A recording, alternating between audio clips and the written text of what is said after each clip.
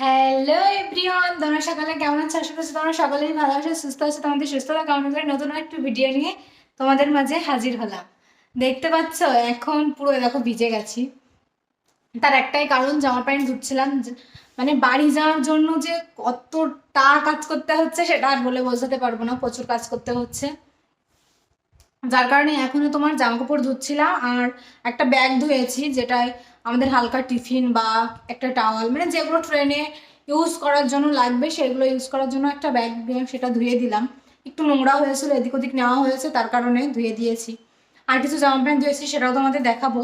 আর সকালে ইন্ট্রো দিতে পারিনি, ভাবলাম এখন দিয়ে দিই। আর যাই হোক, আজকের ভিডিওটা আশা করছি তোমাদের সকলের ভালো লাগবে। অনেকদিন পর ডেইলি ব্লগ শেয়ার করছি, তোমরা দেখতে থাকো। আশা করছি তোমাদের সকলের খুব খুব খুব ভালো লাগবে। আর আজকে না প্রচণ্ড গরম পড়ছে, আজকে না আজ কদিনই প্রচণ্ড গরম পড়ছে। যাই হোক, তোমরা ভিডিওটা কন্টিনিউ দেখতে থাকো। তারপর দেখো, তোমাদের সাথে কথা বলে সোজা চলে এসেছিলাম রান্নাঘরে। রান্নাঘরটা একটু পরিষ্কার করব বলে এসে দেখি রান্নাঘরের আর এক নাজেহাল অবস্থা করে রেখে গেছে। আর ওই যে যে কালো কালো ভিতরে দেখছো না, ওইটা আজকে দুধ গরম করতে গিয়ে না উতলিয়ে পড়ে গেছে। আর এই দেখো, তালখির করেছিলাম, সেটা ফেটে ফেটে গ্যাসের মানে ওভেনের অবস্থাটা কি হয়েছে একবার দেখো। এটা পরিষ্কার করতে না জানি আমার কয় বছর লাগবে। যাই হোক, ফানি বললাম। তারপর দেখো, তালখির করেছিলাম, ভাবলাম বন্ধুদেরকে না দেখালে হয়। অবশ্যই আমি রেসিপিটা শেয়ার করিনি, কারণ সবাই তো জানো। নারকেল দিয়েছিলাম, দুধ দিয়েছি আর তোমার তাল, তিনটে জিনিসই দিয়েছি। আর মিষ্টির জন্য তো চিনি, ওটা তো মাস্ট থাকেই। তোমরা যদি দেখতে চাও তাহলে কমেন্ট করো, আমি অবশ্যই শেয়ার করে দেবো। আর এই পাশ দিয়ে এটা না এখনও মোচা হয়নি। তারপর দেখো, দেখাচ্ছিলাম যে মিস্ত্রিরা কাজ করছে, যে গরমেতে এদের পরিস্থিতিটা কেমন সেটা একটু দেখাচ্ছিলাম। যে দেখো অবস্থাটা পুরো ঘেমে শেষ, দেখছো কতটা কষ্ট পাচ্ছে। তারপর দেখো, লাগেজ দ্রুত একটু ধুয়ে দিয়েছিলাম। ধুয়ে বলতে হালকা করে মুছে দিয়েছিলাম।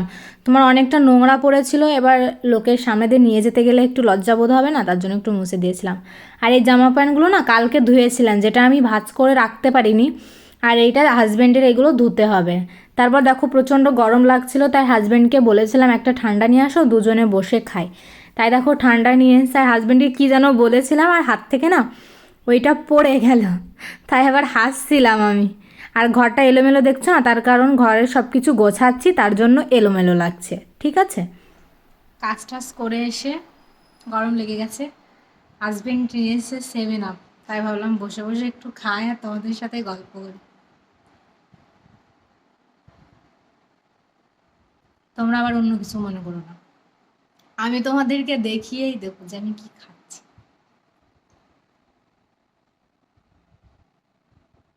অনেকদিন থেকে খাওয়ার ইচ্ছা করছিল, গরম পড়ছে তো প্রচণ্ড। আর এখন ফ্রিজে এনে কিছু রাখছি না, খেতে মনে থাকে না, তাই অনেক কিছু রয়েছে, কিটক্যাট রয়েছে, তোমার 5 স্টার রয়েছে, যেগুলো খাওয়া হচ্ছে না। তবে এই 5 দিনে শেষ করতে হবে, 5-6 দিন যা হাতে আছে এই কদিনে শেষ করে ফেলতে হবে, না হলে ফ্রিজ তো বন্ধ করে দিতে হবে না।